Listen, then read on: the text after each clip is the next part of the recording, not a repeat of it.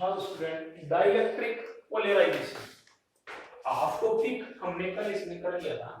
हम आज एक डाइलेक्ट्रिक की स्लैब लेंगे, है ना, कहते हैं डाइलेक्ट्रिक की स्लैब, और उसको इलेक्ट्रिक फील्ड में रख के क्या करेंगे, पोलराइज। ठीक है, पोलराइज का मीनिंग क्या होता है, आपने फील्ड में रख दिया तो नेगेटिव एक तरफ इंड्यूस हो जाए, पॉजिटिव एक तरफ, जैसे पोल बन रही है। ठीक है, let us consider this is the region, let us consider this is the region of electric. इसके अंदर इलेक्ट्रिक फील्ड लगी हुई है, इधर पॉजिटिव पोल है, इधर क्या है, नेगेटिव। क्लियर? इलेक्ट्रिक फील्ड की डायरेक्शन किधर होती है, प्लस से माइनस।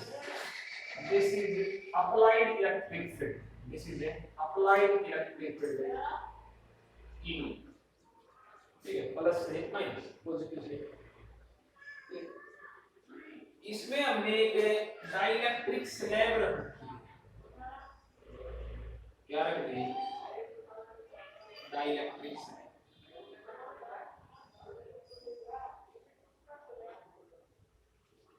क्लियर?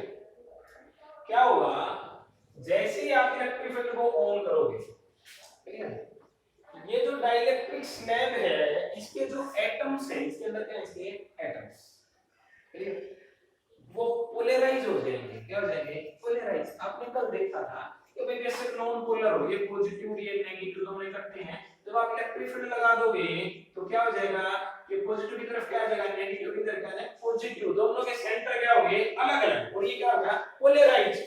उसी तरह से आपने इलेक्ट्रिक फील्ड में क्या रख दी, स्लैब, और इसके एटम क्या हो जाएंगे, polarize. Centre of positive charge and centre of negative charge separate हो जाएंगे।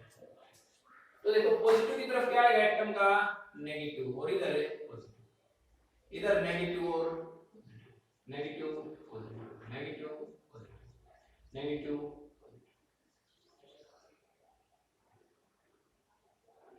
इस तरह से ये एटम क्या होगा, इसके पोलराइज। क्लियर है? एक एटम यही नहीं है, हर जगह है नेगेटिव, है ना भाई, पॉजिटिव की तरफ नेगेटिव, सभी एटम अलाइन होगी ना। जैसे मैंने वो स्टूडेंट वाली बात बताई थी कल, है ना, जैसे टीचर आता है सभी उसकी डायरेक्शन में क्या हो गए, अलाइन। तो सभी एटम इसके पोलराइज हो गए हैं, क्या हो गए हैं, पोलराइज। सब ने अपने आप को किधर कर लिया, इलेक्ट्रिक फील्ड की डायरेक्शन में अलाइन कर लिया।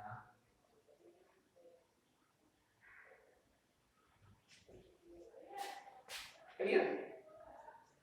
चलो मैं कहता हूं कि हर एक जो एटम्स है, दिख रहा है ना आपको, क्या है, एटम्स, इसका पॉजिटिव और नेगेटिव चार्ज के बीच में जो डिस्टेंस है वो x है। कितनी है भाई, x। और मैं हर एक एटम का डाइपोल मोमेंट लिखूं तो डाइपोल मोमेंट का फार्मूला याद करो, क्या होता था, q into 2a। क्या होता था, q into 2a। तो चार्ज तो कितना मान लिया q, और 2a डिस्टेंस कितनी होगी, x। तो dipole moment of each atom, क्या लिखें, dipole moment of each atom is q into x। Clear? Dipole moment each atom कितना है, q into x। अगली बात करें, let nr number of atom per unit volume, per unit volume, यानी एक unit volume में कितने एटम है, ऐसे n, और एक एटम का डाइपोल मोमेंट कितना है, ये लिख देते हैं x। तो n एटम का कितना हो जाएगा dipole moment, dipole moment per unit volume, dipole moment per unit volume, that is denoted by capital P। इससे डिनोट करते हैं कैपिटल P से। वो क्या हो जाएगा भाई, एक यूनिट में कितने हैं, n है, और एक का डाइपोल मोमेंट कितना है, qx। तो पर यूनिट वॉल्यूम कितना हो गया, n3x। ये क्या है, dipole moment per unit volume, यानी dipole moment p divided by volume. Clear है? तो इसकी यूनिट देखिए हम, क्या बन जाएगी p की यूनिट, इसकी यूनिट निकाले नहीं भाई, n तो नंबर है, कोई यूनिट नहीं। क्या हो गया चार्ज, चार्ज की क्या होगी कूलम, और x क्या है डिस्टेंस दोनों के बीच में, पॉजिटिव और नेगेटिव बीच में, इसकी क्या होगी मीटर, कूलम मीटर होगी, और पर यूनिट वॉल्यूम है, वॉल्यूम का मीनिंग बटे में मीटर की पावर क्यूब, और ऊपर लेके जाओगे तो मीटर की -3, ये बन गया आपका this is coulomb per metre square, है ना, कूलम पर मीटर स्क्वायर। और कूलम पर मीटर स्क्वायर क्या होता है, ये आपका सिग्मा होता है ना, याद रखे बोलिए, charge per unit area, sigma क्या था, charge per unit area coulomb है, और नीचे एरिया की मीटर स्क्वायर, है ना, ये हो गया कूलम पर मीटर स्क्वायर। आपकी बात समझ में आई कि नहीं, इतनी समझ में आ गई, एक वेक्टर बड़ा इक्वल निकाल लिया, पर यूनिट वॉल्यूम निकाल लिया, इसको हम यूज करेंगे कि ध्यान रखना, ठीक है। अब आप एक चीज देखो यहाँ पर, हमने पर यूनिट वॉल्यूम निकाली टाइप में, जो आपका इतना, अब यहाँ जाओ, आप एक चीज देखो भाई, इस एटम का पॉजिटिव चार्ज और इसका नेगेटिव, ये तो न्यूट्रलाइज करके अंदर वाले इंटीरियर वाले, इसका पॉजिटिव इसका नेगेटिव, इसका पॉजिटिव इसका नेगेटिव, इसका पॉजिटिव इसका नेगेटिव, आपके बात समझ में आ रही है कि इंटीरियर में जो चार्ज है वो सारा क्या हो गया न्यूट्रलाइज विद द एडजस्टिंग, जो एडजस्टिंग एटम है उसके साथ जो इंटीरियर वाला चार्ज है सारा का सारा क्या हो गया न्यूट्रलाइज, और चार्ज कहां बच गया आपका सिर्फ सरफेस पे, कहां बच गया सरफेस पे। कैसे बचा है ये, इस इलेक्ट्रिक फील्ड से, इसको हम इंड्यूस्ड चार्ज बोलते हैं, क्या बोलते हैं इंड्यूस्ड चार्ज। तो इस एंड पे तो रहेगा नेगेटिव और इस एंड पे रहेगा पॉजिटिव, और ये अंदर वाले क्या करेंगे आपके न्यूट्रलाइज हो गए चार्ज, एक का पॉजिटिव दूसरे का नेगेटिव, पॉजिटिव नेगेटिव, आपके बात समझ में आई कि नहीं। और जो ये चार्ज है हम इसको क्या बोलते हैं इंड्यूस्ड चार्ज, क्या बोलते हैं, जो कहां पर बचा रह गया केवल और केवल बाउंड्री के ऊपर, कहां रह गया बाउंड्री के ऊपर, अंदर वाला क्या हो गया कैंसिल। तो इस इंड्यूस्ड चार्ज से सिग्मा आई भी बोलते हैं, क्योंकि इंड्यूस्ड चार्ज, इस इंड्यूस्ड चार्ज की वजह से जो इलेक्ट्रिक फील्ड है, इलेक्ट्रिक फील्ड की डायरेक्शन होती है पॉजिटिव से नेगेटिव, तो पॉजिटिव इधर और नेगेटिव इधर है, तो इसकी डायरेक्शन होगी इधर, this is known as EP, EP का meaning this is induced electric field, this is the induced electric field which is opposite to the applied electric field। कुल मिला के क्या है, आपने जो डाइलेक्ट्रिक रखा एक्सटर्नल इलेक्ट्रिक फील्ड में, तो इलेक्ट्रिक फील्ड की वजह से पोलराइज हो गया, इंड्यूस्ड चार्ज आ गया, उस इंड्यूस्ड चार्ज की वजह से क्या प्रोड्यूस होगी इंड्यूस्ड इलेक्ट्रिक फील्ड, जो अप्लाइड फील्ड से क्या है अपोजिट है। आपकी बात समझ में आई। अगर मैं कहूं कि भाई इस रीजन के अंदर इलेक्ट्रिक फील्ड कितनी होगी, तो आप ये कहोगे सर कि अप्लाइड फील्ड तो थी इन पे जो इधर थी, और उसमें से इंड्यूस्ड इलेक्ट्रिक फील्ड होगी इधर, तो नेट जो इलेक्ट्रिक फील्ड है वो बच गई आपकी E is equal to E naught minus E।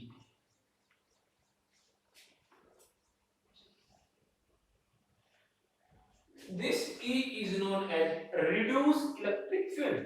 reduce का मीनिंग घटाने के बाद, reduce का मीनिंग बची हुई, घटाने के बाद जो इलेक्ट्रिक फील्ड है कितनी बच गई E, किस रीजन में, इस डाइलेक्ट्रिक स्पेस जो इसके अंदर है। क्लियर है, क्योंकि भाई अप्लाइड इधर थी, इंड्यूस्ड दोनों अपोजिट थी, अपोजिट चीजें होंगी तो आपने क्या करनी पड़ेगी माइनस करनी पड़ेगी, तो इसके बीच में इलेक्ट्रिक फील्ड कितनी होगी, कोई दिक्कत है किसी को। चलो ये क्या है पोलराइज्ड इलेक्ट्रिक फील्ड, ठीक है, जो पोलराइजेशन फील्ड है। ये क्या है P, ये है dipole moment per unit volume, यानी कि डाइपोल मोमेंट डेंसिटी कहते हैं आप, क्या बोलते हो dipole moment per unit volume, and this is known as dipole moment density. अगर मैं EP की बात करूं तो EP क्या होगा बोलो, अरे इलेक्ट्रिक फील्ड हमने बात करी थी, जैसे सिग्मा बाय एप्सिलॉन होती है ना, तो मैं इसको EP को लिख दूं सिग्मा, और सिग्मा आई लिखना पड़ेगा कि इंड्यूस्ड चार्ज, बट इनमें एक्सक्लोन नोट भी नहीं आएगा, क्यों नहीं आएगा, अगर वैक्यूम होती तो आता, हमने तो डाइलेक्ट्रिक ले रखा तो डाइलेक्ट्रिक की परमिटिविटी आएगी। अच्छा एक बात बताओ, मैं सिग्मा को क्या लिख सकता हूं, मैं सिग्मा क्या होता है चार्ज बटे एरिया, याद हो है तो क्या वो आई है ना बाय एरिया और इनटू में एक्सक्लोन में, क्या हुआ है कि इंड्यूस्ड चार्ज है, हर जगह इंड्यूस्ड चार्ज के नीचे आया, तो मैं तो इसको ये लिखूंगा भाई, this is P by x। कोई दिक्कत है क्या किसी को? क्यों मैंने इसको P लिख दिया? क्योंकि क्या वो I डिवाइड बाय A, देखो ये रहा coulomb per metre square, this is sigma I, तो मैंने सिग्मा I की जगह क्या लिख दिया P।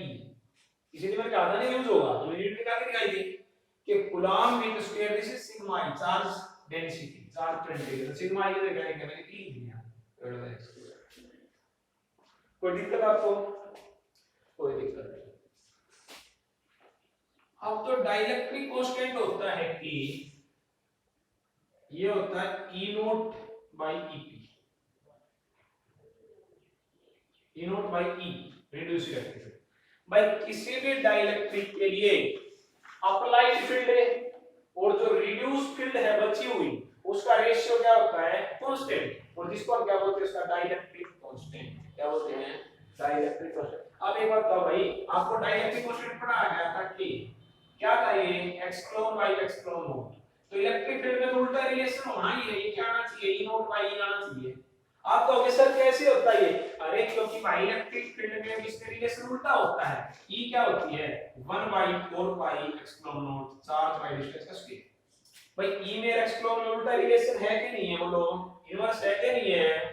तो इसमें जब ये पढ़ रखा आपने, मैंने कहा था कि इंपॉर्टेंट है डाइलेक्ट्रिक कांस्टेंट, तो फिर इलेक्ट्रिक फील्ड तो अपोजिट आनी है, क्या होना चाहिए? E नॉट बाई E होना चाहिए।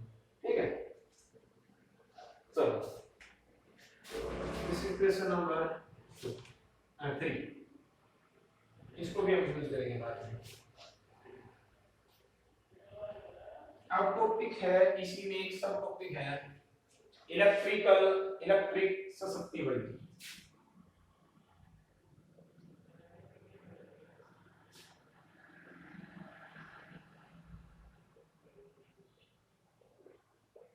Electric susceptibility, this is noted as pi, इसको बोलते हैं पाई, CH इलेक्ट्रिक ससेप्टिबिलिटी। अब आप एक बात बताओ, जो पोलराइजेशन डेंसिटी है dipole moment per unit volume P, ये किस पे डिपेंड करनी चाहिए? Dipole moment per unit volume जो आपकी पोलराइजेशन डेंसिटी है, डाइपोल पोलराइजेशन डेंसिटी है, किस पे डिपेंड करनी चाहिए? आप बताओ। एक्सटर्नल इलेक्ट्रिक फील्ड पे करनी चाहिए क्या? अरे जो डाइपोल बन रहे हैं current volume, external electric field पे करनी चाहिए, करनी तो चाहिए ही, लेकिन यहां पर कुछ उसमें से माइनस हो रहा है। आपकी बात समझ में आई? कुछ क्या हो रहा है उसमें से माइनस हो रहा है, तो किसके ऊपर डिपेंड करनी चाहिए? जो बचा हुआ है उसके ऊपर डिपेंड करनी चाहिए। P is proportional to the reduced field। बड़ा इंपॉर्टेंट पॉइंट है। ससेप्टिबिलिटी बताएंगे क्या होता है, चलिए समझो। एक बात बताओ, मेरी सैलरी है मान लिया 10,000 रुपए। कितनी मेरी सैलरी? 10,000। तो मेरी सेविंग जो है वो 10,000 होनी चाहिए पर मंथ की, बताओ होनी चाहिए क्या? अगर पूरे साल का हिसाब किताब लगाएं तो मैं कहूं कि मेरी सेविंग पर मंथ 10,000 होनी चाहिए क्या? बताओ, क्योंकि अप्लाइड फील्ड E थी, तो जो पोलराइजेशन हो रहा है करंट वॉल्यूम, क्या वो E के प्रोपोर्शनल होना चाहिए? नहीं होना चाहिए। मेरी सैलरी 10,000 नहीं होनी चाहिए पर मेरी सेविंग 10,000 नहीं होनी। क्यों? क्योंकि मेरे एक्सपेंडिचर भी तो हैं, वो उसमें से माइनस होंगे। मान लिया कि मेरे एक्सपेंडिचर हैं 5,000, 5,000 रुपए मैं खर्च कर देता हूँ। आपकी बात समझ में? 10,000 रुपए मेरी सैलरी है, 5,000 तो खर्च हो गए, कितने हो गए? माइनस 10 में से 5 गए 5, कितने बच रहे? सेविंग 5,000 बच रही है। तो एक साल कितने होगी? 12 बजे 60, 60,000। आपकी बात समझ में आई?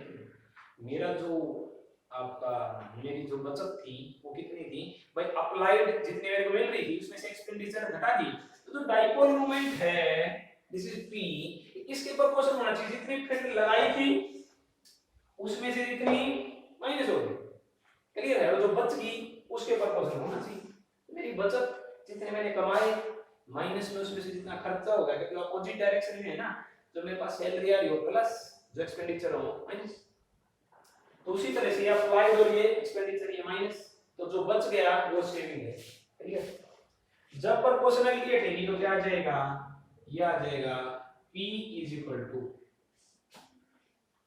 x clone chi and E. E is the reduced value जो बची हुई है. This chi is the electric susceptibility. किसी भी डाइलेक्ट्रिक है जो उसकी क्या है ये ससेप्टिबिलिटी. ससेप्टिबिलिटी की टेबल आपकी बुक में है, अलग अलग डाइलेक्ट्रिक्स के लिए ससेप्टिबिलिटी की वैल्यू दे रखी है, वो आप याद करोगे. ये क्या आ गया एक्स क्लोन, ये इस ससेप्टिबिलिटी को डायमेंशन लेस रखने के लिए दिया है. इसके लिए दिया भाई ससेप्टिबिलिटी को क्या रखने के लिए, डायमेंशन लेस रखने के लिए इसको दिया है. ठीक है, तो ये क्या है इलेक्ट्रिक ससेप्टिबिलिटी, जो हर एक डाइलेक्ट्रिक की क्या होती है अलग अलग, और इसकी टेबल आपकी बुक में है, इसकी वैल्यू होती है. ठीक है, अब सुनो, बस अब तो आपका टॉपिक खत्म ही हो गया. आप इसकी वैल्यू p की कहां रख दो, यहां EP क्या होगा आपका, EP बताओ क्या होगा, p की जगह है x क्लोन chi और E और divide by x clone x. तो EP की वैल्यू क्या आ गई chi into E. Equation number 4. सभी को कहां रख दो इक्वेशन नंबर 1 में, बताओ क्या आएगा इक्वेशन नंबर 1 में, इसको हम पुट कर रहे हैं, क्या आएगा बताओ, E is equal to E not और माइनस EP की value i minus i. E वालों को एक तरफ कर ले, ये माइनस उधर जाके प्लस का, E plus i E is equal to E naught. यहां से E कॉमन आ रहा है, E मैंने क्या ले लिया कॉमन, 1 प्लस i.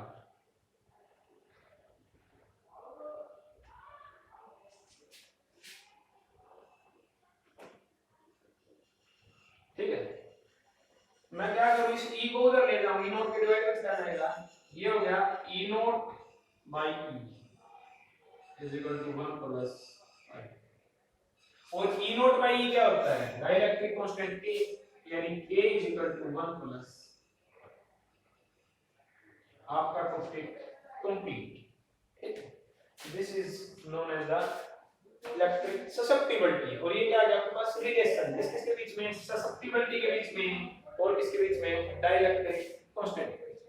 आपका टॉपिक खत्म है, डाइलेक्ट्रिक पोलराइज.